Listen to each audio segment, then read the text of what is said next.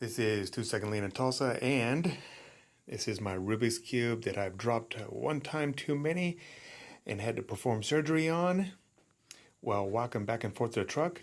This is a city or company cell phone. I recently got promoted, and now I have this one and this phone to keep track of.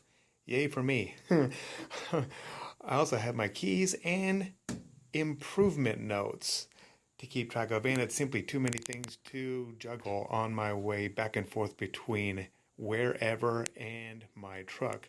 So I beat up an expensive drunk, I stole his bag, and now all of this and this phone fit very nice in this, and it has a nice little carrying handle which cinches at the top and prevents things from falling out.